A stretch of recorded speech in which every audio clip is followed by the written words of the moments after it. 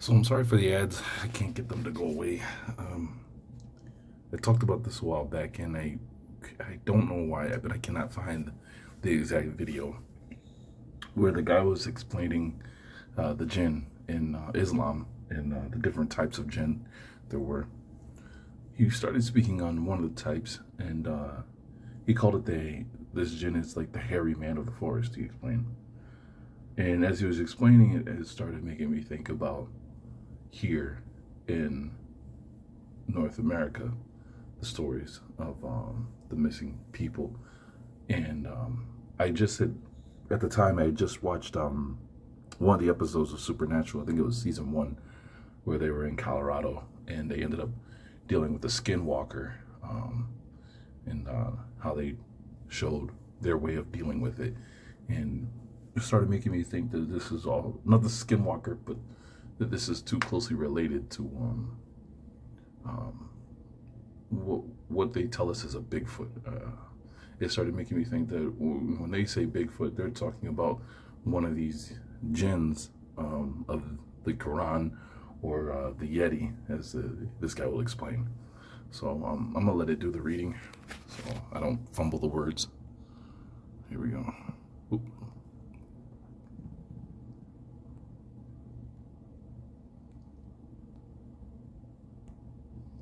The Yeti lore would significantly expand if we study the Kashmiri legends of the Yatsh or Yatsh, whose meanings range from hairy creature and bear to ogre and monster.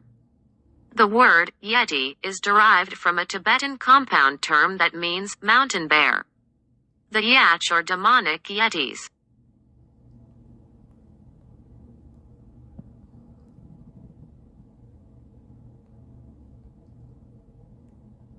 The most significant feature of the Yatsh is their one large eye on the forehead, a feature they share with the Jinn.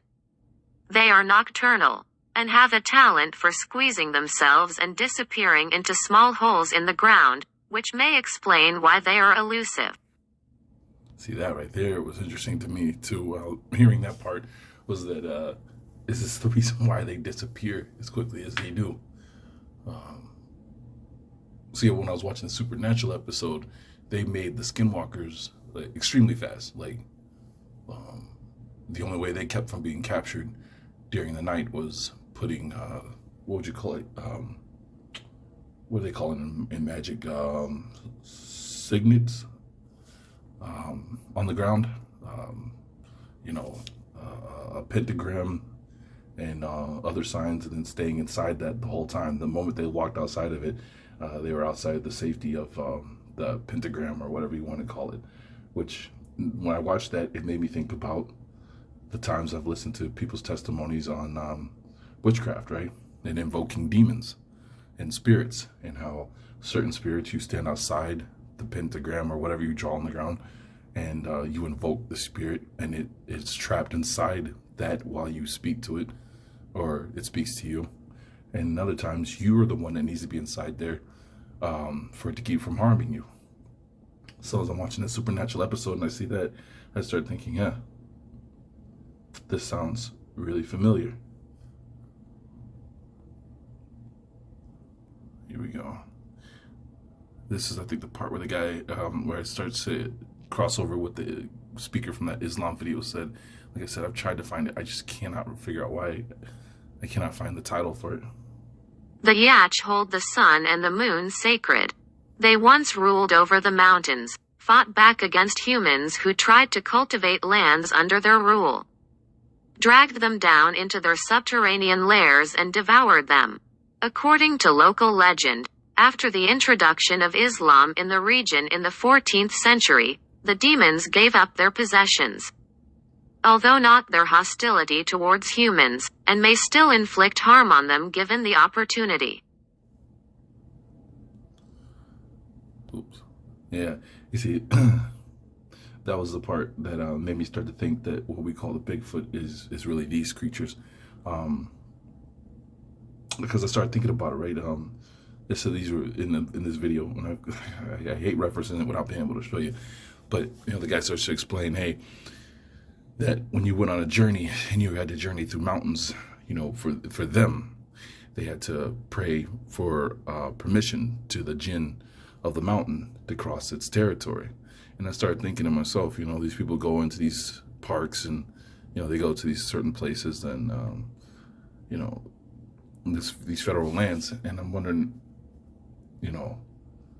because they never sought permission, they assumed because it's a open park, they have the permission to go in there, but they never sought the permission of what's in there to go in there. That now is considered fair game.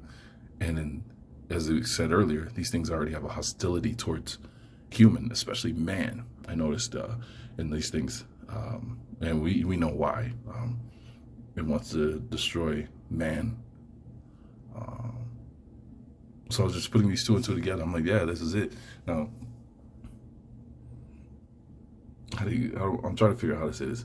The Quran, since it's the newer, I don't look at these things as being, the Jinn of the Quran. So I'm looking for the older name for these things. So the Yatsh might be the better name for it.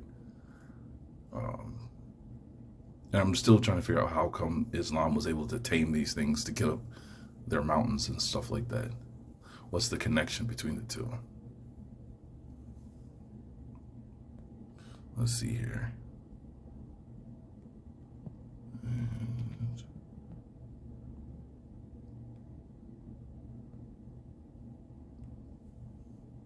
Humans seem to enjoy a kind of general amnesty from the Yatsh during their wedding season, when the Yatsh clandestinely borrow their human neighbors' clothes and household items for use.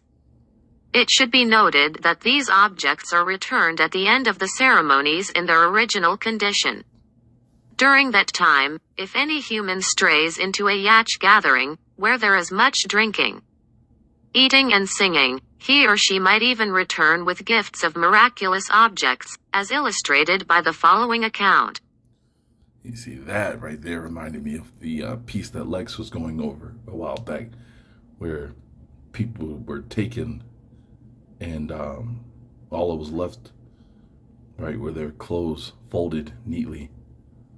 I mean, a creature that can take you, but yet fold your clothes. You can't even get most people to fold their clothes. Think about that, right? And, ooh, don't know why. Here we go.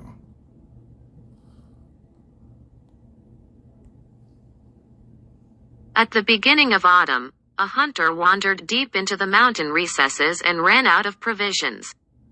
He went to sleep from exhaustion, but pangs of hunger woke him up in the middle of the night. As he resumed his search for food, he saw a fire burning at some distance and headed there. Upon approaching, he saw to his horror that it was a large assembly of the Yatsh, who were eating, drinking and singing. The hunter tried to escape, but a squint-eyed Yatsh saw him and invited him to join their party. When the hunter expressed fear for his life, the Yatsh swore by the sun and the moon that he would not be harmed.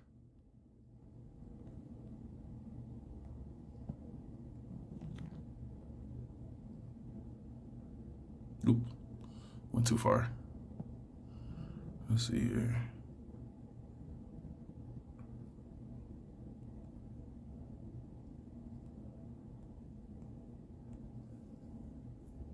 Soon, the Yatsh assembled around the bonfire pulled out a plant from the ground and a small aperture appeared. They threw their belongings into it, and then vanished down the narrow hole themselves. The squint-eyed Yatsh took the hunter by the hand. They too glided through the hole to the other side, into a marvelously illuminated chamber. The Yatsh hid the hunter where he could not be observed and gave him food to eat. He saw a wedding ceremony in progress and the mother of the bride tearfully singing a song at the departure of her daughter to her new home. The hunter was engrossed in the sight when the Yatsh told him that it was time he left.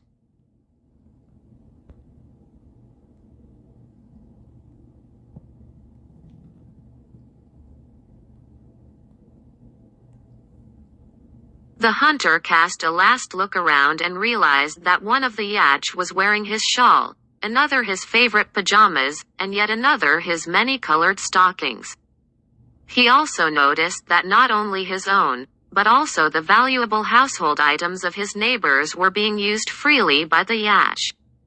Seeing one of them armed with his gun made him very afraid, but there was no time left, and the Yatsh conducted him out of the dwelling through the same hole to the other side, and gave him 3 loaves of bread for his journey.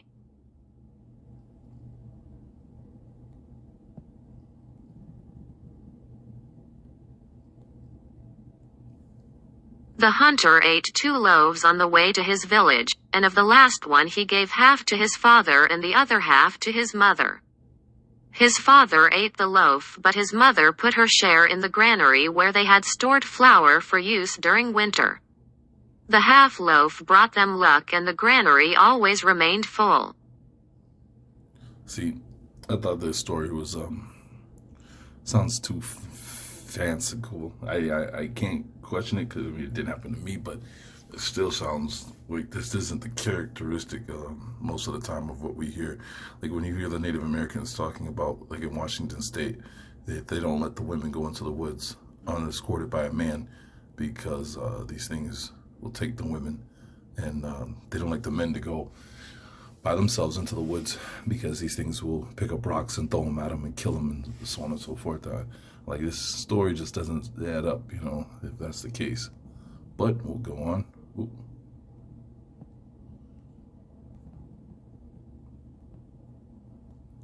How am I gonna get that out of the way? There we go.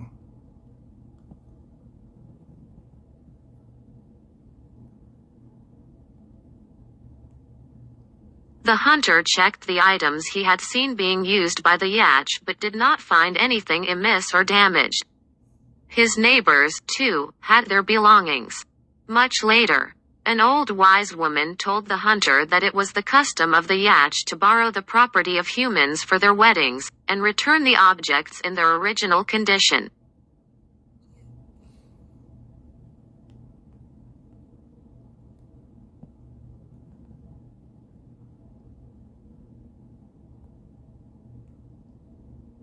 From the details of the lore of the Yatsh, it is tempting to find a connection between them and the Yakshas, the sylvan spirits who guard the natural treasures hidden in the earth and tree roots.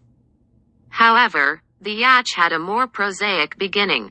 They are closely related to the bears whose human forefather, according to legend, took to the mountains to escape his creditors. Remember that one king that I can't remember his name. He was like literally, he was like a bear man. I can't think of his name right now. Because that's what I think about when I hear that. Come on, there you go. Yep. So, yeah, there we go. I mean, I'm just saying. Like I said, I tried to find the video, but I can't find it. But I think that's what we're looking at. And it was, like I said, I was listening to this video about the Quran and the Jinn. That one of the versions of the Jinn that I came to that where I thought maybe that's what's really going on when we have these people disappearing, and this might be what's doing it.